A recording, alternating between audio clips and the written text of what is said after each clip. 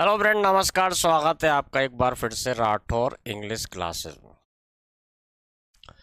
Friends, आज हम pride and prejudice का पार्ट 2 देखेंगे। पार्ट 1 में हम काफ़ी सारी चीज़ें देख चुके हैं। आइए इस नॉवेल को, जिसको लिखा है जैन ऑस्टिन ने, प्राइड एंड प्रीजुडिस के सेकंड पार्ट को देखते हैं। तो आइए फ्रेंड, देखते हैं चैप्टर नंबर 4।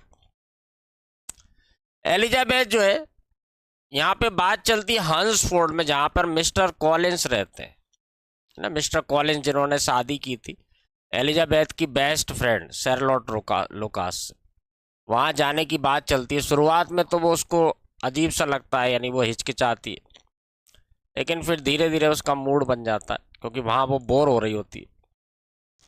अब फ्रेंड, जो मिस्टर विक्रम से एलिजाबेथ का अट्रैक्शन था, वो उनका अट्रैक्शन ख़त्म हो जाता है और दोनों खुशी खुशी अलग हो जाते हैं, यानी दोनों को कोई ऑब्जेक्शन नहीं होता।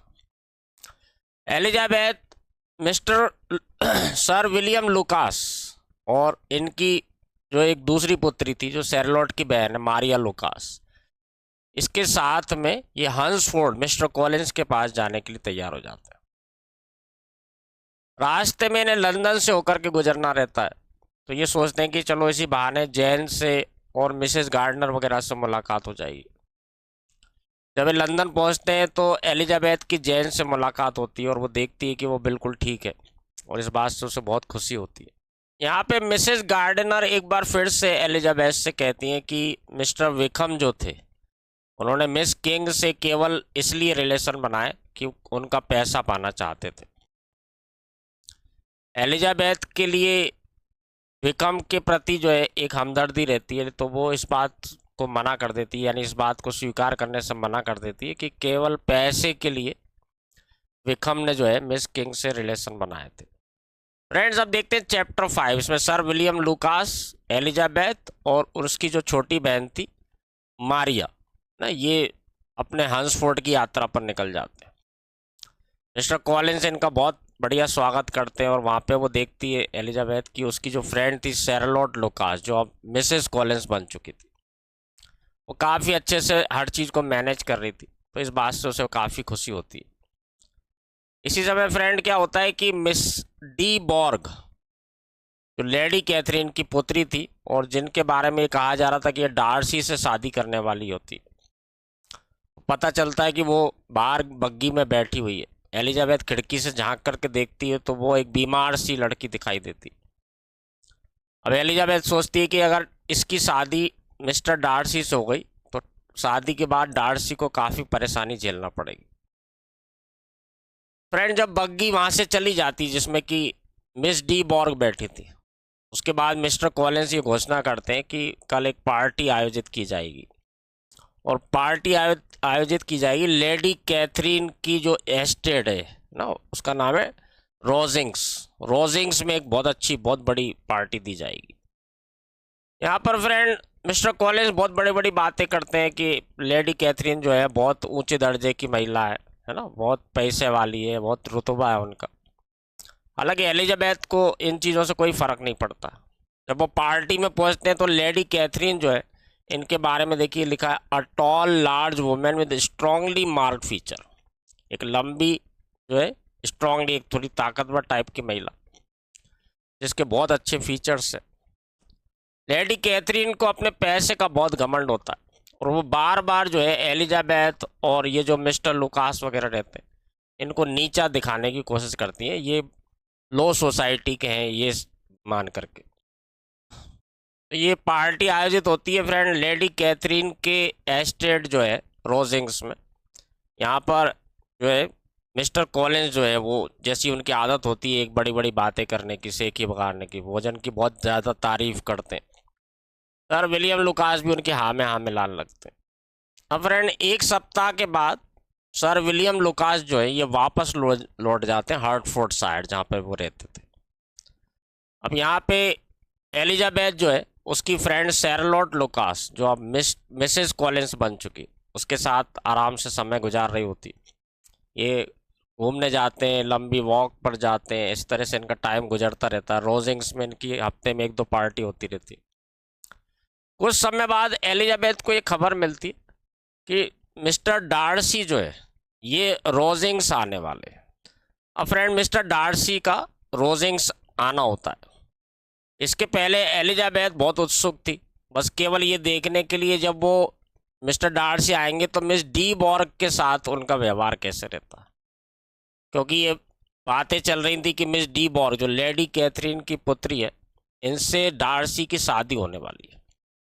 तो वे चाहती थी देखना कि इन दोनों का आपस में व्यवहार कैसा है। जब डार्सी से एलिजाबेथ की मुलाकात होती है तो वो उससे जैन के बारे में पूछती है कि पिछले कई हफ्तों से जैन जो है लंदन में है, तो क्या आपकी उससे मुलाकात हुई। इससे ये भी पता चल जाएगा कि जो बिंगले के साथ जैन का जो मनमुटाव चल रहा है या ऐसी बातें चल रही हैं कि वो बिंगले की जो बहन है वो उसे इग्नोर कर रही हैं, उससे मिलने नहीं दे रही बिंगले से। तो कुछ ना कुछ जानकारी डार्सी के थ्रू मिल जाएगी। हालांकि डार्सी इस बात से इनकारी कर देता है, वो कहता है कि मुझे तो पता ही नहीं है जैन के बारे में। एंड रोजिंग्स में लेडी कैथरीन के यहाँ जब डार्सी आता है तो वो अपने साथ में एक फ्रेंड को लेके आता है जिसका नाम रहता है कर्नल फिट्जविलियम। और जब इनकी पार्टी होती है और वहाँ पे एलिजाबेथ से मुलाकात होती तो कर्नल फिट्जविलियम से एलिजाबेथ की काफ़ी फ्रेंडली बातचीत होती। और एक बार पार्टी में कर्नल फिट्जविलियम एलिजाबेथ से कहते हैं कि क्यों ना तुम पियानो बजाओ। जब वो पियानो बजाने लगती है तो डार्सी जो है लेडी कैथरीन के पास बैठे होते हैं, वो उठ के वहाँ से चले जाते हैं और ऐसी जगह जाके खड़े हो जाते हैं जहाँ से वो एलिजाबेथ को अच्छे से देख सकते हैं। जब वो पियानो बजा रही होती है तो डार्सी और उनके बीच में काफ़ी मजाकिया ऐसी बातें होती हैं छोटी मोटी सी। और लेडी कैथरीन जो एक घमंडी रिच महिला है, वो किसी ना किसी बहाने एलिजाबेथ को नीचा दिखाने की कोशिश करती है और बोलती है कि तुम्हें ढंग से बजाना नहीं आता, तुम्हें और प्रैक्टिस की ज़रूरत है। इस पूरे माहौल के दौरान यानी जो पार्टी चल रही थी, एलिजाबेथ हमेशा देख रही होती है डार्सी को कि वो डी बॉर्ग के साथ, मिस डी बॉर्ग जो लेडी कैथरीन की पुत्री है, उसके साथ उसका व्यवहार कैसा है।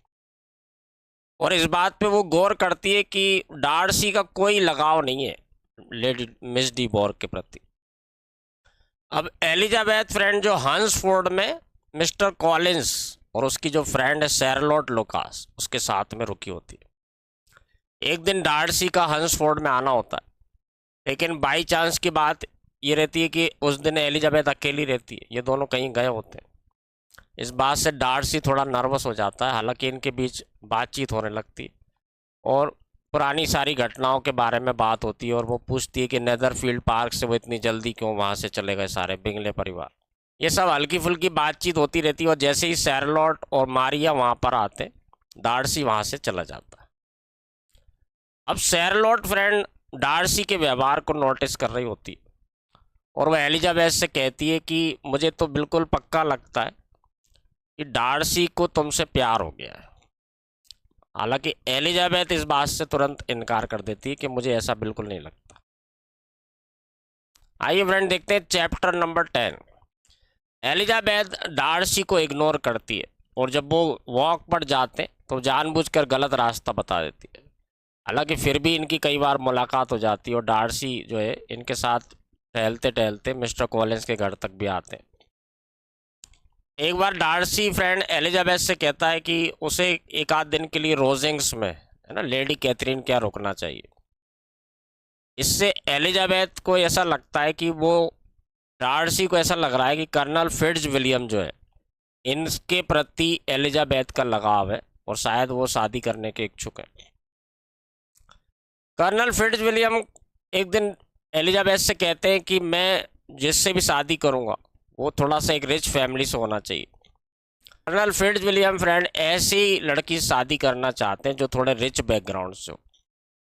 तो इस तरह की बातें जब वो एलिजाबेथ से करते हैं तो एलिजाबेथ को लगता है कि शायद ये इस तरह से माफ़ी मांगने की कोशिश कर रहे हैं कि वो उससे शादी नहीं कर सकते। ऐसी ही बातों बातों में फ्रेंड कर्नल फिट्जविलियम एलिजाबेथ से कहते हैं कि उन्होंने हाल ही में एक अपने करीबी दोस्त को एक गलत शादी करने से बचा लिया, शायद ये बिंगले था। अब जब ये बात एलिजाबेथ को पता चलती है तो उसका जो है मूड अपसेट हो जाता और वो सर दर्द का बहाना बनाकर वहाँ से चली जाती है। उसी दिन फ्रेंड रोजिंग्स में एक पार्टी होने वाली होती है जहाँ एलिजाबेथ को आमंत्रित किया जाता है, लेकिन वो अपनी तबीयत खराब होने का बहाना बना करके उसको टाल देती है। उसका सीधा सीधा सा मतलब था कि वो डार्सी से मिलना नहीं चाहती थी।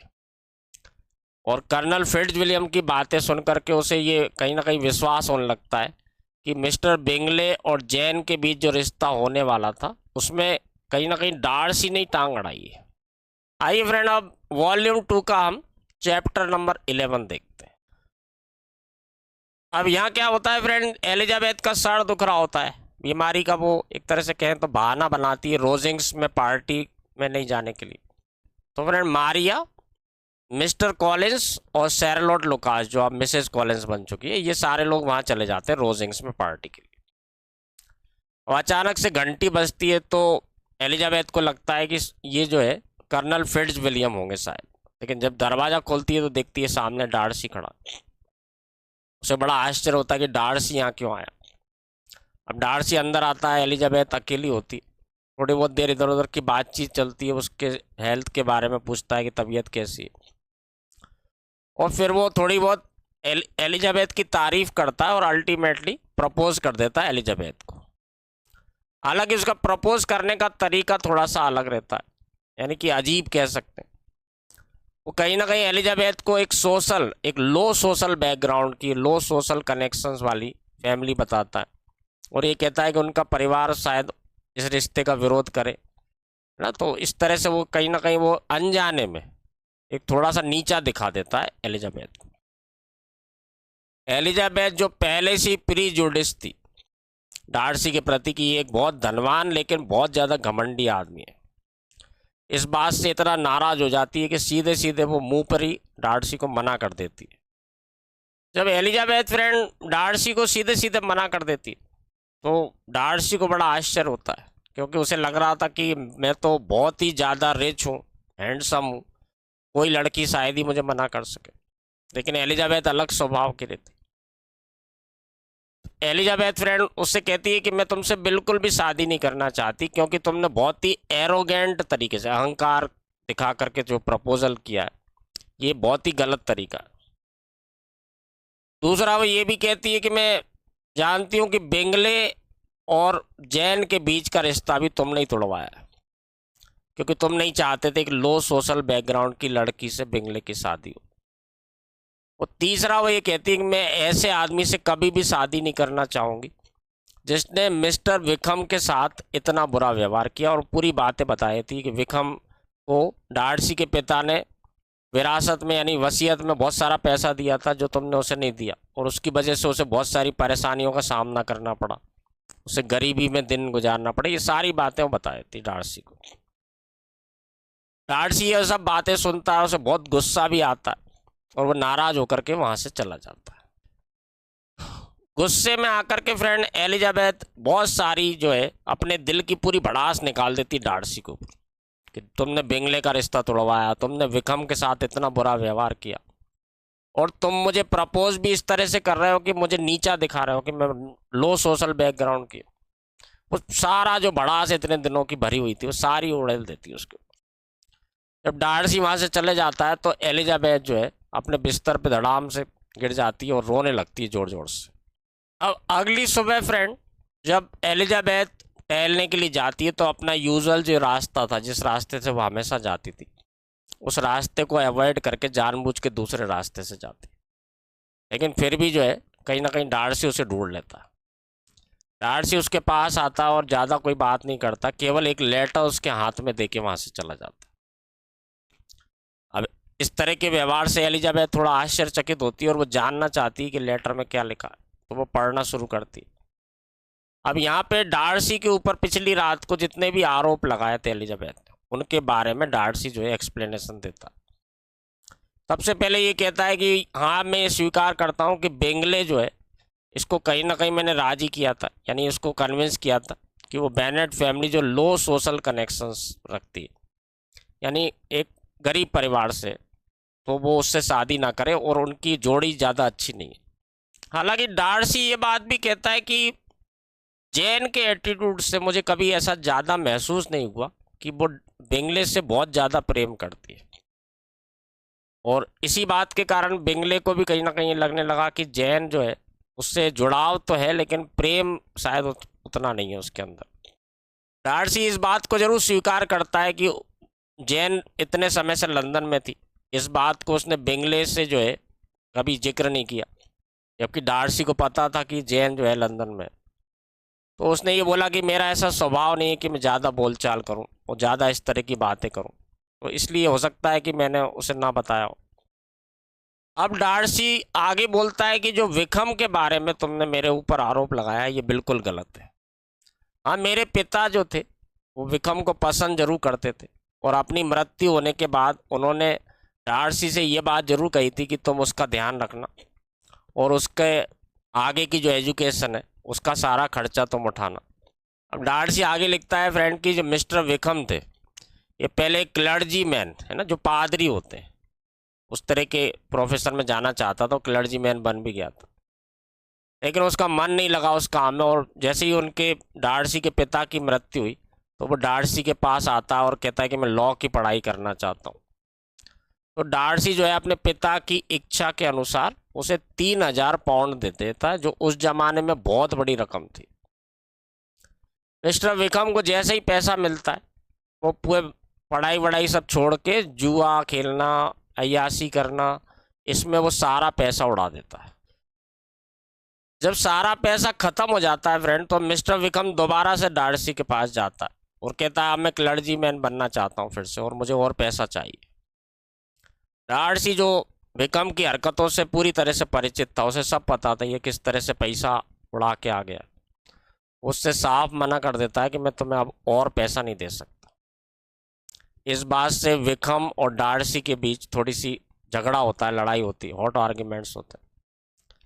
अब विक्रम क्या करता है फ्रेंड, डार्सी की जो बहन है जॉर्जियाना, इसे बहला फुसला लेता है और अपने प्यार में इसको इस तरह से जो है बांध लेता है, यानी कि कहें तो मूर्ख बनाता है और उससे भगा के ले जाने की कोशिश करता है वहाँ से। केवल जॉर्जियाना उस समय 15 साल की होती है। डार्सी जो है इस मामले में बहुत चालाक निकलता है और वो पहले से ही समझ जाता है कि विक्रम कुछ गड़बड़ करने वाला होता है।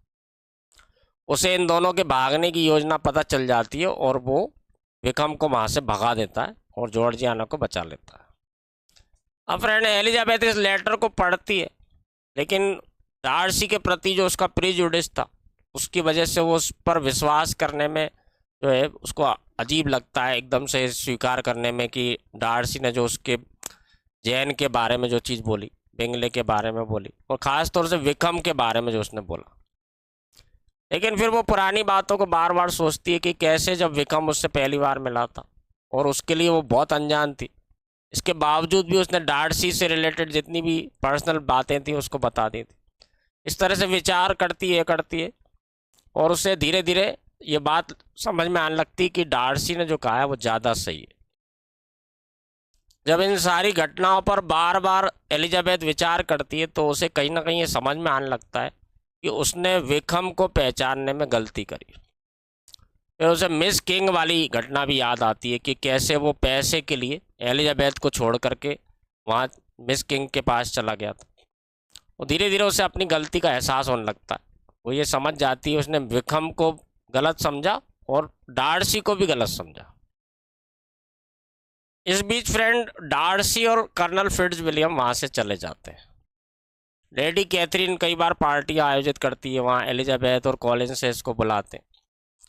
एलिजाबेथ के दिमाग में अब वही बातें घूमती रहती हैं जो डार्सी ने अपने पत्र में लिखी थी और धीरे धीरे वो ये चीज़ें समझने लगती है जो उसकी छोटी बहनें थीं लीडिया और किटी, इनका भी जो एक फुलिशनेस टाइप का व्यवहार था उसकी वजह से पिता और माँ को भी शर्मिंदा होना पड़ता था।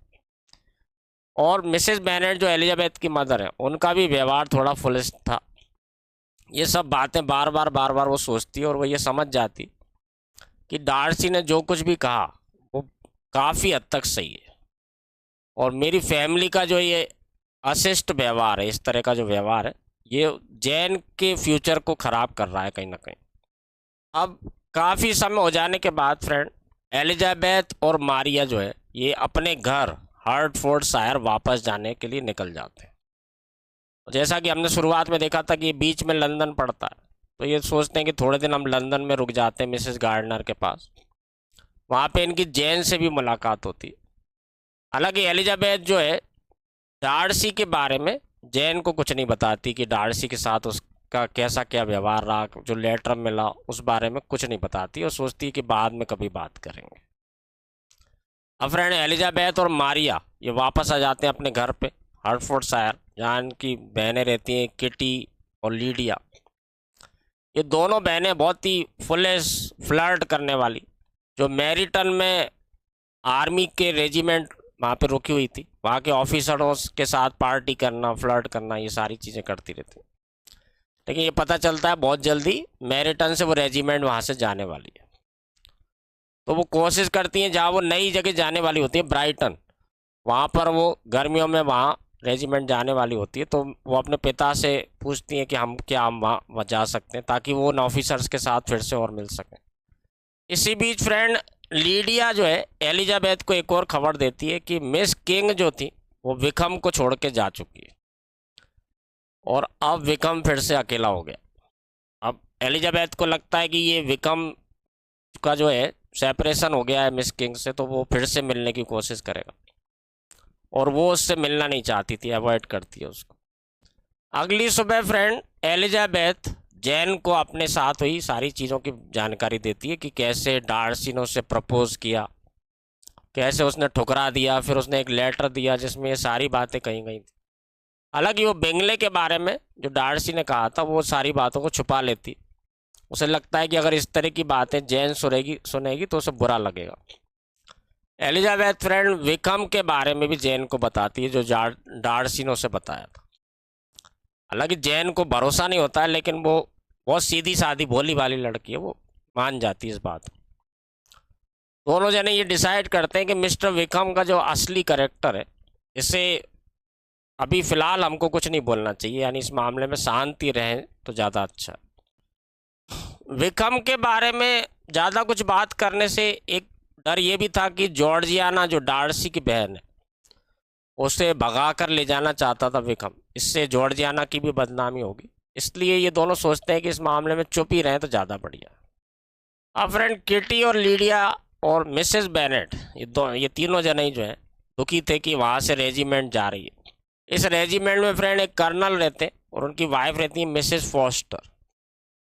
किटी और लीडिया क्योंकि अक्सर पार्टियों में इनसे मिलती थी, इनसे जान पहचान हो जाती है, तो ये मिसेस फॉस्टर कहती हैं कि तुम मेरे साथ चलो ब्राइटन में। लीडिया वहाँ जाने के लिए तुरंत तैयार हो जाती है, क्योंकि उसे फ्लर्ट करना, पार्टियाँ करना, अय्याशी करना, इस तरह का जो है चीज़ों में मज़ा आता है। हालांकि एलिजाबेथ अपने पिता से कहती है कि आप इसे मत जाने दो, इस तरह का व्यवहार करना ये गलत बात है। विकम भी अक्सर फ्रेंड एलिजाबेथ से मुलाकात होती रहती है, कहीं ना कहीं घूमने जा रहा है या घर पे आ रहा है, और वो दोबारा से फ्लर्ट करना शुरू कर देता है एलिजाबेथ से। एक बार एक पार्टी में मिस्टर विकम की मुलाकात होती है एलिजाबेथ से, और जैसा मैंने पहले बताया कि वो दोबारा से कोशिश करने लगता है फ्लर्ट करने की एलिजाबेथ से। एलिजाबेथ उसे एक धीरे से ये बता देती है कि मुझे तुम्हारे पास्ट के बारे में सब कुछ पता चल गया है, मुझे सच्चाई पता है। इस बात से विकम घबरा जाता है और उसके बाद फिर वो इग्नोर करने लगता है, उससे दूर रहने लगता है। अगले दिन लीडिया जो है फ्रेंड मिसेस फॉस्टर के साथ नई जगह जहाँ रेजिमेंट जा रही होती है ब्राइटन, वहाँ जाने के लिए तैयार रहती है। अब आगे फ्रेंड एलिजाबेथ अपने परिवार के बारे में, यानी अपने माता पिता के बारे में सोचती है। मिसेस बेनेट एक ज़माने में बहुत सुंदर हुआ करती थी, और इसी वजह से मिस्टर बेनेट ने शादी की थी। लेकिन धीरे धीरे उनका जो मूर्खतापूर्ण व्यवहार था उससे मिस्टर बेनेट जो है धीरे धीरे वो उनसे अलग हो जाते हैं और अकेले रहना ज़्यादा पसंद करते हैं। दूसरी तरफ फ्रेंड जो किटी जो रहती है, लीडिया क्योंकि जा चुकी थी ब्राइटन और किटी वहाँ अकेली रह जाती, तो पहले तो वो जिद करती है कि मुझे भी जाना है। मिसेस बेनेट भी कहती हैं कि ब्राइटन चलते हैं, दोनों जने जाने को तैयार रहती हैं, लेकिन धीरे धीरे वो उस चीज़ को भूल जाती हैं, इग्नोर हो जाती हैं। धीरे धीरे उनका व्यवहार सामान्य होने लगता है। किटी को भी देख करके एलिजाबेथ ये सोचती है कि लीडिया चली गई है तो अब किटी भी थोड़ा सुधर जाएगी, उसकी जो संगत में नहीं रहेगी तो। अब फ्रेंड मिस्टर गार्डनर और मिसेस गार्डनर के साथ एक बार एलिजाबेथ का बाहर जाना होता है, और बाई चांस की बात है ये पेम्बरले एक जगह रहती है, पेम्बरले से होकर के गुजरते हैं। अब पेम्बरले क्या है, ये डार्सी के एस्टेट, यहाँ पे डार्सी की ज़मीन जायदाद। एलिजाबेथ जो है मनी मन घबराने लगती है कि डार्सी से सामना करना पड़ेगा, लेकिन जब वो पेम्बरले पहुँचते हैं डार्सी के घर पर, तो मिसेज रेनॉल्ड्स है ना, जो वहाँ की जो है हाउस कीपर है, जो पूरा घर का देखभाल करती, वो उन लोगों से कहती है, एलिजाबेथ से और गार्डनर फैमिली से, कि डार्सी और उसकी जो बहन है वो बाहर गए और शायद कल तक भी वापस ना आ पाए। फ्रेंड एलिजाबेथ जो है ये पेम्बरले में आई हुई है, जो डार्सी की एस्टेट है, यहाँ पे डार्सी का घर है। डार्सी जैसा हमने शुरुआत से ही देखा है कि बहुत ही ज़्यादा रिच एक व्यक्ति है। अब जिस समय एलिजाबेथ वहाँ पर आती गार्डनर फैमिली के साथ में, तो उस समय डार्सी वहाँ पर मौजूद नहीं रहता। जब एलिजाबेथ उसके शानदार महल को देखती है और उसकी जो एस्टेट को देखती है, तो वो वहाँ जो है मोहित हो जाती, मंत्रमुग्ध हो जाती उसको देखकर। कहीं ना कहीं उसके मन में ये दुख होता है कि डार्सी ने मेरे को प्रपोज किया था और मैंने उसको ठुकरा दिया। अब यहाँ पे जो मिसेज रेनॉल्ड्स जो हाउस कीपर रहती हैं, जो उस पूरे घर की देखभाल करती हैं, डार्सी तो वहाँ मौजूद नहीं रहता, तो मिसेज रेनॉल्ड्स उनको पूरा घर घुमाती हैं, उनको दिखा के लाती हैं सारी चीज़ें, कहाँ पे क्या है कैसा क्या है। और वो पूरे टाइम जो है डार्सी और उसकी बहन की तारीफ करती हैं। मिसेज रेनॉल्ड्स ये कहती हैं कि डार्सी जो है बहुत ही अच्छे स्वभाव का है, बहुत ही अच्छे से वो अपनी बहन को ट्रीट करता है, बहुत ज़्यादा ध्यान रखता है बहन का। कभी भी किसी भी नौकर से, खासतौर से मिसेज रेनॉल्ड्स से, कभी भी अपशब्द नहीं बोलता। और पूरे टाइम जो है, जितने टाइम वो उनको घर में घुमाती है, वो पूरे टाइम डार्सी की प्रशंसा करती है। अब एलिजाबेथ के मन में कहीं ना कहीं डार्सी के प्रति अट्रैक्शन थोड़ा सा आने लगता है। जब एलिजाबेथ और मिस्टर गार्डनर जो है गार्डन में टहल रहे होते हैं पेम्बरले में, उसी समय अनएक्सपेक्टेडली जो है डार्सी वहाँ पर आ जाता है। एलिजाबेथ और डार्सी एक दूसरे को देख करके थोड़ा सा असहज हो जाते हैं। डार्सी थोड़ी देर वहाँ रुकता है, बहुत पोलाइटली उनसे बात करता है और फिर वहाँ से चला जाता है। अब इस बात से एलिजाबेथ थोड़ा सा चिढ़ जाती है कि डार्सी ने ऐसा क्यों करा, अचानक से वहाँ चला जाता है। लेकिन थोड़ी देर बाद डार्सी वहाँ फिर से वापस आ जाता है। अब वो बहुत ही पोलाइटली और जेंटल वे में उससे पूछता है, एलिजाबेथ से मिस्टर गार्डनर के बारे में पूछता है कि ये कौन है, और बहुत ही सभ्यता से उनसे पेश आता है। यहाँ तक कि वो मिस्टर गार्डनर को इनवाइट करता है कि आप और मैं फिशिंग के लिए चलते हैं पेम्बरले में। यानी उसका जो व्यवहार रहता है बहुत ही ज़्यादा जेंटलमैन के रूप में, बहुत ही पोलाइटली वो बात करता है। जैसा कि एलिजाबेथ ने पूर्वाग्रह बना रखा था, उसके विपरीत उसका बिल्कुल व्यवहार रहता है। एलिजाबेथ और डार्सी और गार्डनर जो रहते हैं ये टहल रहे होते हैं।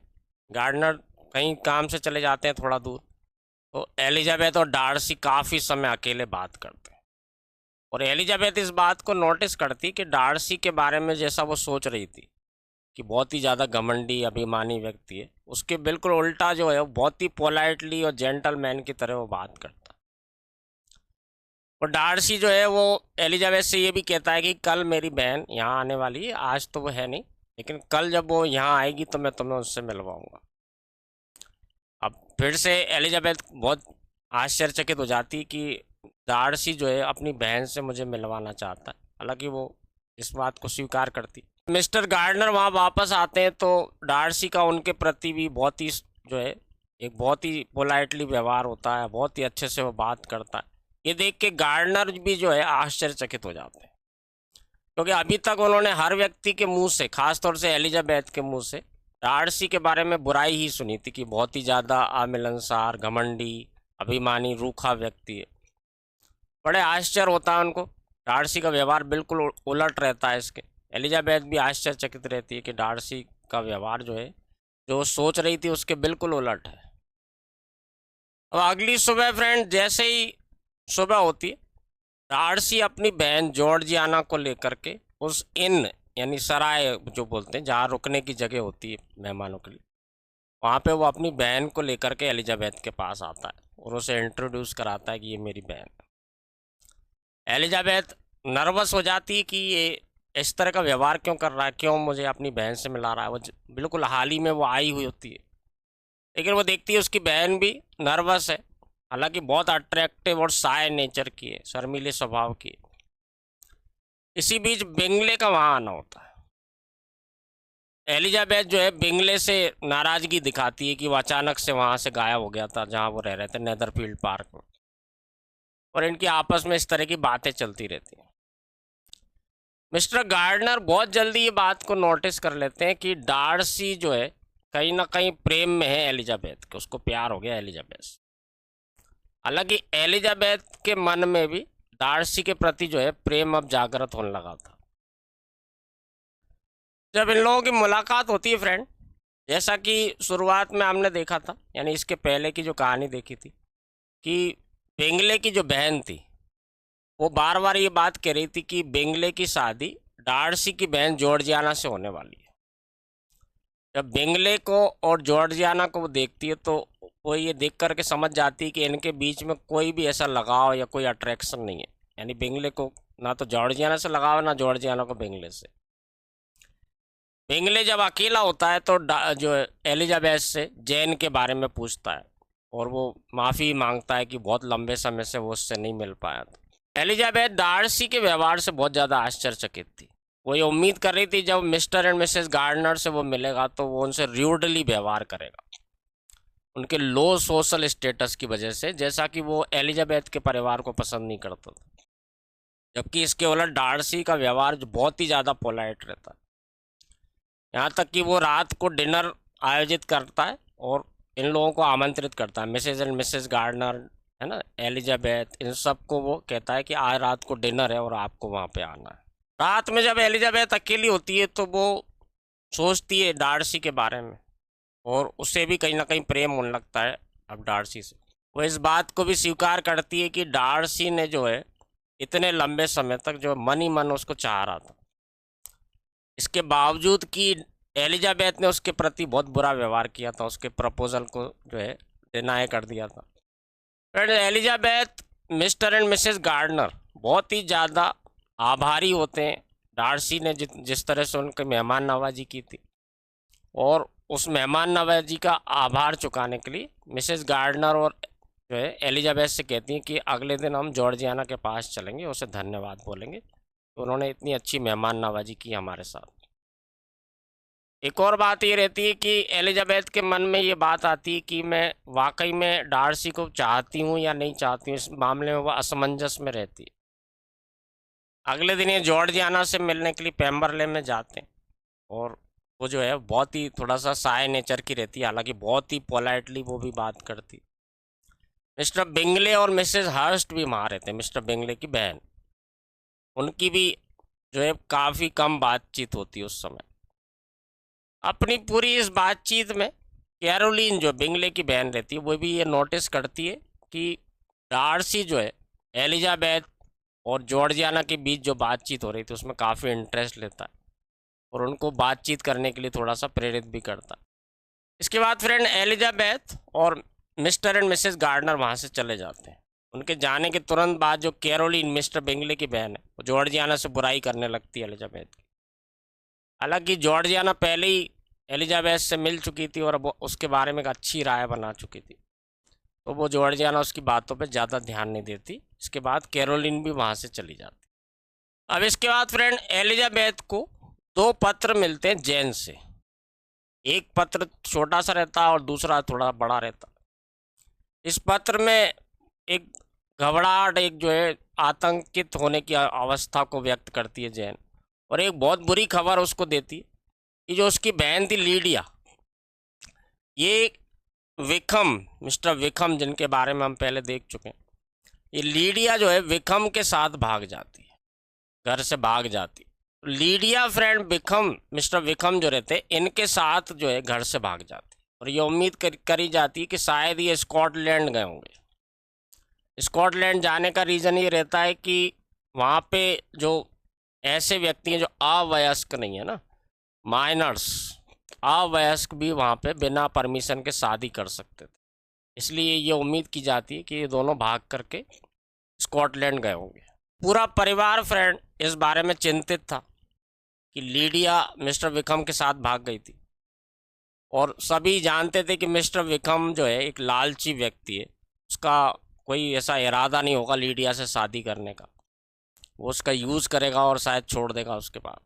इस बात से एलिजाबेथ बहुत ज़्यादा जो है दुखी हो जाती है और घबरा जाती है। जैन जो है पत्र में ये भी लिखती है कि मिस्टर एंड मिसेस गार्डनर तुरंत वापस आ जाए लंदन, ताकि लंदन में उससे ढूंढा जा सके।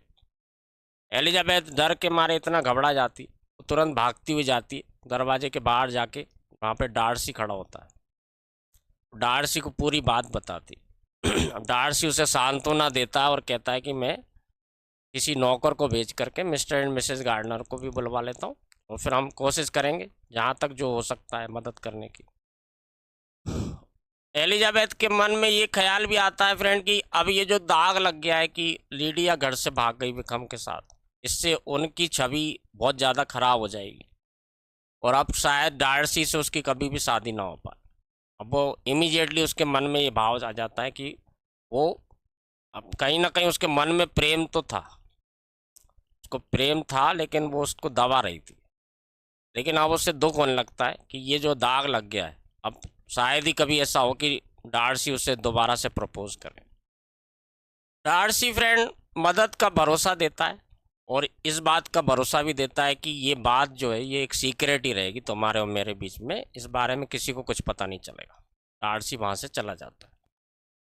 एलिजाबेथ दुख से भरी होती है, बहुत ज़्यादा दुखी रहती है, और उसे लगता है कि शायद ये डार्सी से उसकी आखिरी मुलाकात हो। इतने अच्छे फ्रेंडली वातावरण में अब शायद ही कभी मुलाकात हो, कि उसको लगता है ये बहुत बड़ा एक दाग लग गया मेरे परिवार पर। मिस्टर एंड मिसेस गार्डनर को भी ये खबर मिलती है, और तुरंत वो अपना सामान पैक करना शुरू कर देते हैं वापस जाने के। अब ये मिस्टर एंड मिसेस गार्डनर और एलिजाबेथ लॉन्गबॉर्न, जहाँ पे एलिजाबेथ का घर है, वहाँ जाने के लिए निकलने लगते हैं। हालांकि मिस्टर गार्डनर कहते हैं कि विक्रम हो सकता है कि लीडिया से शादी करना चाहता हो, लेकिन एलिजाबेथ, क्योंकि उसको पूरी सच्चाई पता थी, पहले वो जॉर्जियाना के साथ भी भागने की कोशिश कर चुका था और मिस किंग के पास चला गया था पैसे के लिए।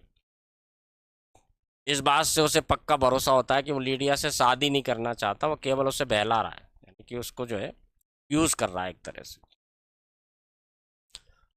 सबसे बड़ा दुख एलिजाबेथ को ये होता है कि उसे सारी चीज़ें उसकी पता थी, है ना, मिस्टर विक्रम के बारे में, उसके करेक्टर के बारे में सब कुछ पता था, लेकिन उसने किसी को नहीं बताया।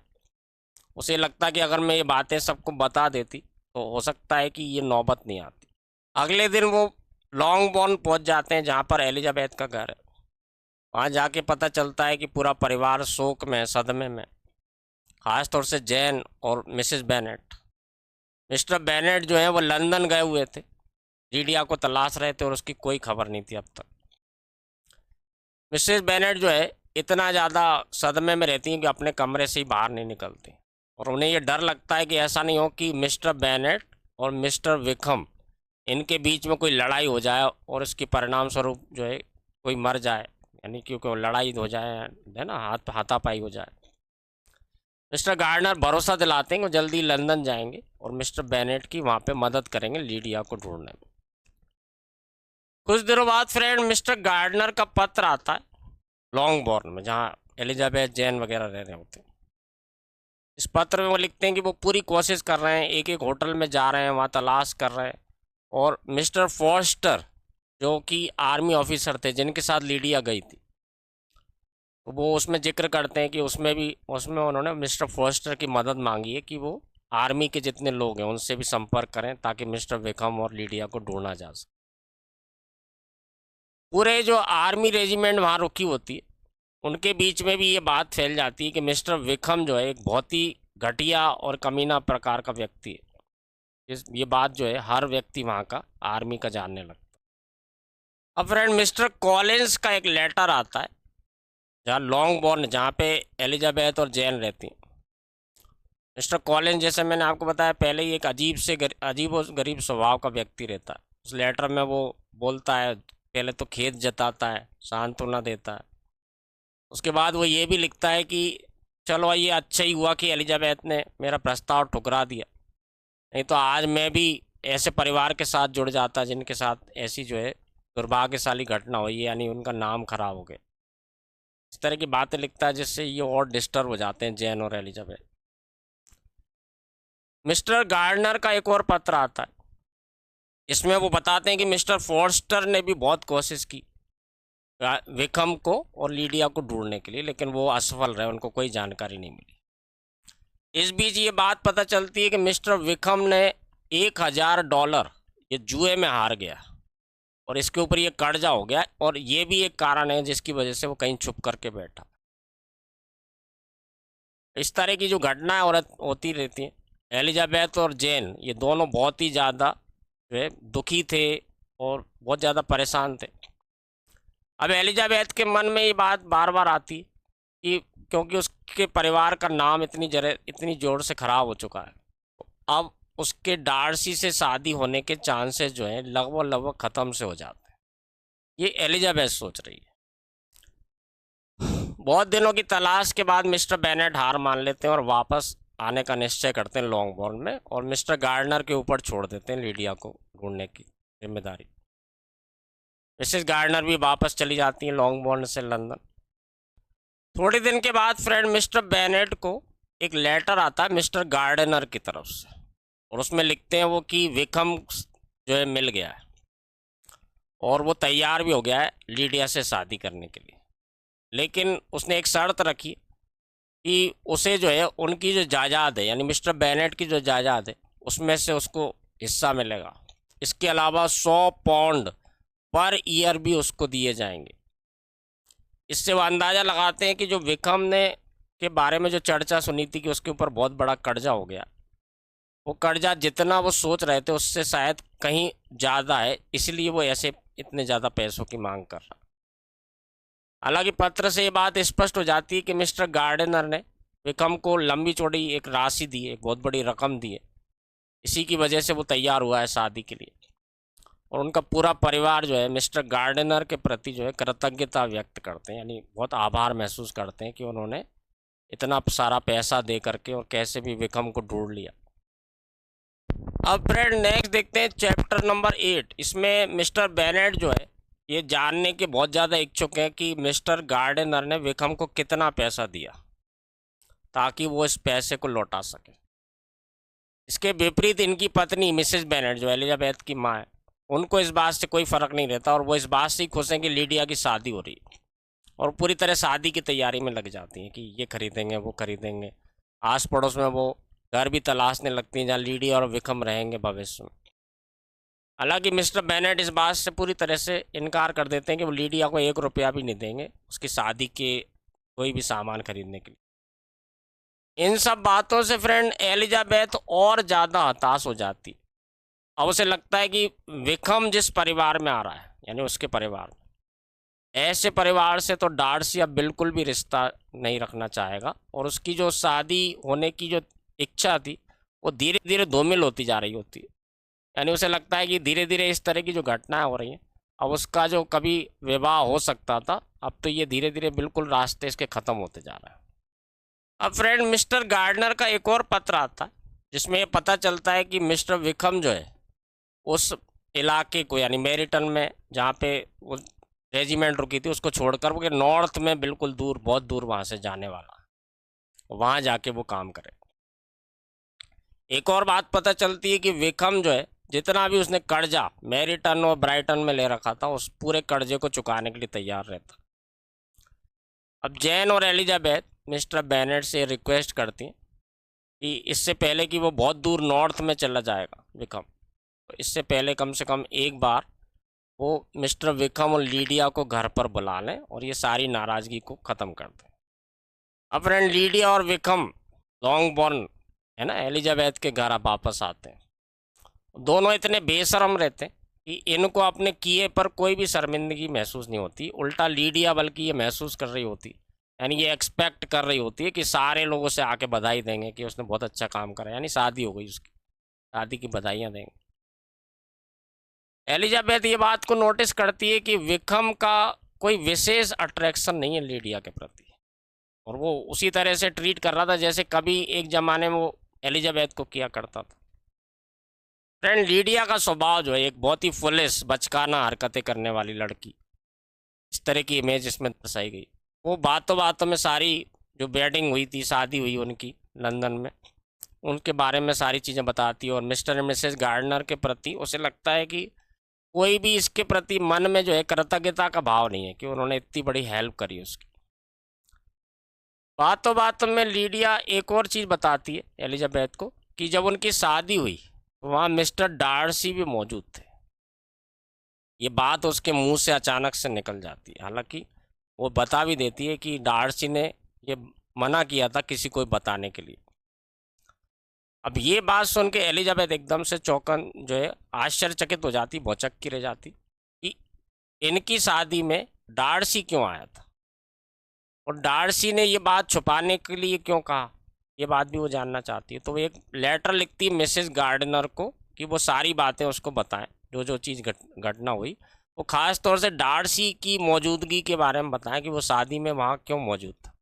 आइए फ्रेंड, चैप्टर नंबर 10 देखते हैं। अब इसमें मिसेस गार्डनर जो है ये एलिजाबेथ को सब कुछ सच सच बता देती है। तो सच्चाई ये होती है कि फ्रेंड, मिस्टर डार्सी जो है ये एक्चुअली इन्होंने ही विकम को ढूंढा था। और इन्होंने ढूंढा कैसे था, एक मिस्टर यॉन्ज करके एक महिला रहती है जिसने पहले भी जॉर्जियाना जो डार्सी की बहन थी उसको बहलाने फुसलाने में इसकी मदद की थी विकम को। और इसकी मदद से डार्सी जो है विकम का पता लगा लेता है कि वो कहाँ पर है। डार्सी फ्रेंड विकम को ढूंढता है और लीडिया को मनाने की कोशिश करता है। पहले तो वो उसे इस बात के लिए राजी करने की कोशिश करता है कि तुम विकम को छोड़ दो और अपने परिवार के पास वापस चले जाओ, लेकिन लीडिया जैसे मैंने बताया एक फुलिश, एक बचकानी हरकत करने वाली एक मूर्ख लड़की है, वो विकम को छोड़ना नहीं चाहती। तो डार्सी जो है विकम को बहुत सारे रकम की जो है ऑफर करता है ताकि उनका भविष्य सुरक्षित हो सके और दोनों की शादी करवाने में हेल्प करता है। तो ये सारा जो लीडिया को और विकम को ढूंढने में जो काम हुआ, उसको बहुत सारा पैसा, क्योंकि उसके ऊपर बहुत सारा कर्जा था विकम के ऊपर, ये कर्जा चुकाने के लिए पैसा भी डार्सी देता है। अब मिसेस गार्डनर इस लेटर में ये बात भी कहती हैं कि ये सारा जो डार्सी ने करा, इसके पीछे उसका जो प्रेम है एलिजाबेथ के लिए, ये एलिजाबेथ के प्रेम के कारण ही उसने इतना सारा चीज़ें, इतना सारा काम किया। और वो एलिजाबेथ को ये भी लिखती है कि तुम दोनों की शादी हो जाना चाहिए, तुम एक परफेक्ट कपल हो। एलिजाबेथ को अब अपनी गलती का बहुत ज़्यादा जो है एहसास होता है और उसे दुख होता है कि उसने डार्सी को कितना गलत सोचा था। हालांकि अभी भी उसके मन में ये संदेह रहता है कि इतना सब होने के बाद, यानी उनके परिवार का जो नाम खराब हुआ, उसकी वजह से शायद ही कभी संभव हो कि डार्सी उसे दोबारा से प्रपोज करे। वो ये भी बात महसूस करती है कि डार्सी के लिए कितना मुश्किल रहा होगा। विकम जिससे वो बिल्कुल बात करना हो, उसकी शक्ल देखना भी पसंद नहीं करता था, उसको जो है उसने मनाया, उसके सामने जो है किस तरह से अपने अहंकार को नीचे करके उसने बात की होगी, कैसे उसको पैसा दिया होगा, यानी उसने कितनी बड़ी मदद करी उनके परिवार की। एलिजाबेथ के मन में फ्रेंड एक बात तो ये आती है कि मैं सब कुछ बता दूं विकम के पास्ट के बारे में, लेकिन फिर वो लीडिया की खातिर चुप रह जाती, सोचती है कि लीडिया का भविष्य सब बेकार हो जाएगा क्योंकि ऑलरेडी शादी तो हो ही चुकी है। इसके बाद फ्रेंड लीडिया और विकम जो उनका नया ठिकाना था न्यू कैसल, जो वहाँ से बहुत दूर है, वहाँ पर जाने के लिए निकल जाते हैं। मिसेस बेनेट को काफ़ी दुख होता है, उनकी जो एक प्यारी सी लड़की थी लीडिया, जो उनको बहुत पसंद थी, वो वहाँ से बहुत दूर जाने वाली थी। इसी बीच एक खबर आती है फ्रेंड कि मिस्टर बिंगले वापस आने वाले हैं, जो उनके पास में नेदरफील्ड पार्क जगह है वहाँ पर। हालांकि जैन एलिजाबेथ से कहती है कि मैं अब उससे बिल्कुल ज़्यादा मिलने जुलने की इच्छुक नहीं हूँ। अब फ्रेंड मिस्टर बिंगले और मिस्टर डार्सी ये वापस आ जाते हैं जो पास की जगह थी नेदरफील्ड पार्क में। मिसेस बेनेट लॉन्गबोर्न में इन दोनों को डिनर पर आमंत्रित करती है जहाँ मिस्टर बिंगले और डार्सी आते हैं। हालांकि डार्सी के प्रति, क्योंकि मिसेस बेनेट जो एलिजाबेथ की मदर है, इनको नहीं पता होता कि डार्सी ने कितनी बड़ी मदद की उनकी। वो उनके साथ बहुत ही ठंडा सा व्यवहार करती है, यानी ज़्यादा उनकी तरफ ध्यान नहीं देती मिस्टर डार्सी के प्रति। एलिजाबेथ पूरी तरह से आशान्वित रहती कि मिस्टर बिंगले के मन में जैन के लिए बहुत प्रेम है, जो कि भले ही इतने दिन बाहर रहे, दूर चले गए, लेकिन वो अभी भी कहीं ना कहीं जैन को चाहते हैं।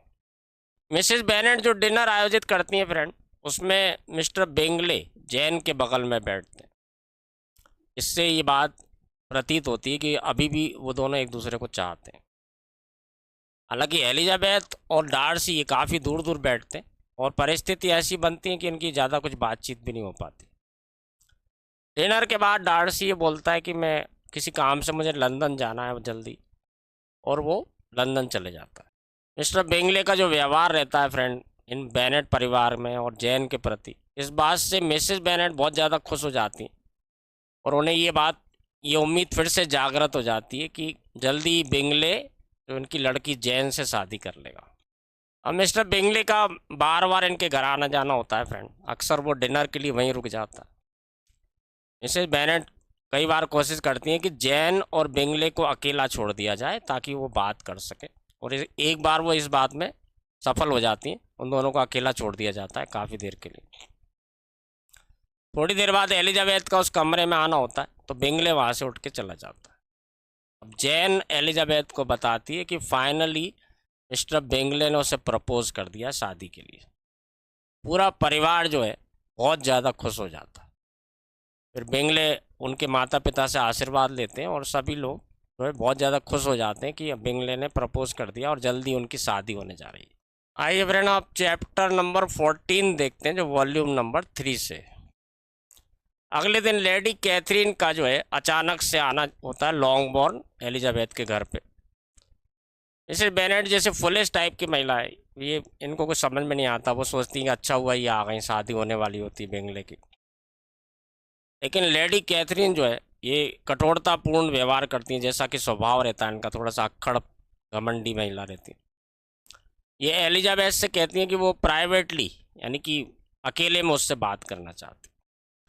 लेडी कैथरीन और एलिजाबेथ ये दोनों वॉक पर चले जाते हैं। वहाँ पे लेडी कैथरीन बड़े गुस्से में और अपने जो घमंडी जैसा व्यवहार रहता है उनका, उस नज़रिए से बात करती हैं और एलिजाबेथ से सीधा सीधा पूछती हैं कि उन्होंने ये खबर सुनी है कि डार्सी तुमसे शादी करने वाला है। एलिजाबेथ जो है लेडी कैथरीन के साथ वैसे ही व्यवहार करती जैसा वो उनके साथ करती, और वो उनकी इंक्वायरी जो वो पूछताछ कर रही होती उसको ज़्यादा कोई सीधा सीधा जवाब नहीं देती और वो एक तरह से इग्नोर करने लगती उनको। लेडी कैथरीन को इस बात पर बहुत ज़्यादा गुस्सा आता है कि वो इतनी ऊंचे दर्जे की महिला है, इतनी रेपुटेशन वाली महिला, और एलिजाबेथ उनको बिल्कुल लिफ्ट ही नहीं दे रही। गुस्से में आग बबूला होती है, वहाँ से चली जाती।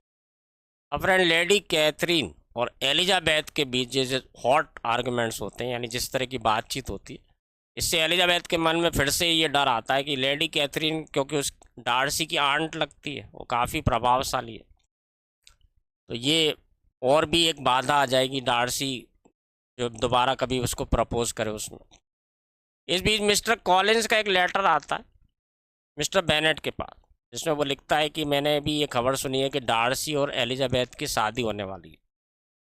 हालांकि मैं डार्सी को इस बात के लिए मना कर रहा हूँ कि तुम ऐसा मत करो, इससे लेडी कैथरीन नाराज़ हो जाएंगे। कुछ दिनों के बाद फ्रेंड डार्सी का वापस आना होता है नेदरफील्ड पार्क में। अभी ये सारे लोग mister Bingley, Darcy, Elizabeth, Kitty, ये सारे लोग घूमने जाते हैं और टहलते टहलते ये लोग आगे निकल जाते हैं काफ़ी, और डार्सी और एलिजाबेथ ये पीछे छूट जाते हैं और इन्हें दोबारा मौका मिलता है अकेले में बात करने का। एलिजाबेथ जो है बहुत ज़्यादा हृदय से आभार व्यक्त करती है डार्सी का कि तुमने मेरे परिवार की इतनी बड़ी मदद की। डार्सी हालांकि ये बात कहता है कि मैंने बहुत कोशिश की थी कि ये बात किसी को पता नहीं चले कि मैंने कोई भी मदद की है लीडिया को या विक्रम को ढूंढने में या उनकी शादी कराने में, लेकिन वो ये बात कहता है कि ये सब मैंने तुम्हारी खातिर किया है, तुम्हारे प्रेम की वजह से ही मैंने ये सारा काम किया है। फ्रेंड डार्सी की ये बात सुनकर के एलिजाबेथ जो है अवाक रह जाती है, यानी कुछ बोलने में असमर्थ हो जाती है, स्पीचलेस हो जाती है।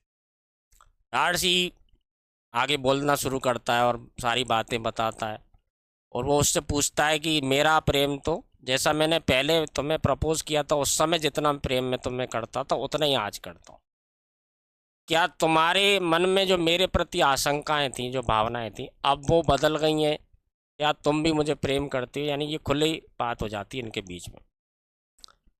डार्सी ये बात भी बताता कि लेडी कैथरीन से जब तुम्हारी बात हुई थी और उन्होंने तुमसे शादी के बारे में पूछा था तो तुमने कोई भी स्पष्ट जवाब नहीं दिया। इससे मुझे ये बात और क्लियर हो गई कि कहीं ना कहीं तुम भी मुझे चाहती हो। डार्सी जो है खुले तौर पे अपने प्रेम का इजहार कर देता है। एलिजाबेथ भी उसको स्वीकार कर लेती। दोनों इस बात से एक दूसरे से माफ़ी मांगते हैं कि जो पहले जब प्रस्ताव दिया गया था तब दोनों का व्यवहार जो है एक तरह से कहें कि अशिष्ट था। दोनों ने एक दूसरे के प्रति बहुत रूखेपन से और घमंड से व्यवहार किया था।